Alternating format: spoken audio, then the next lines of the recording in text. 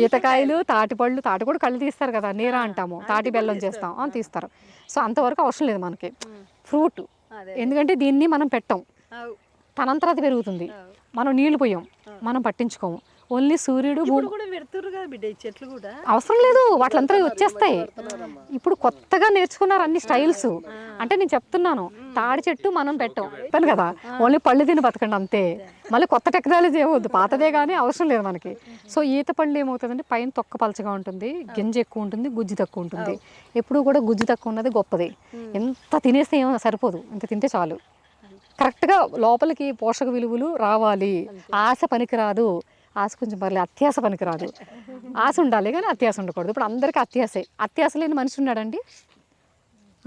అస్సలు ఎవరూ లేరు. డబ్బులు ఎక్కువ రావాలి, జీతం ఎక్కువ రావాలి, మంచి సంబంధం రావాలి, పిల్లలకి ర్యాంక్ రావాలి, ప్రతి వాళ్ళు ర్యాంక్ వచ్చేస్తారండి.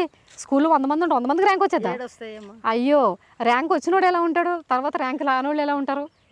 ఒక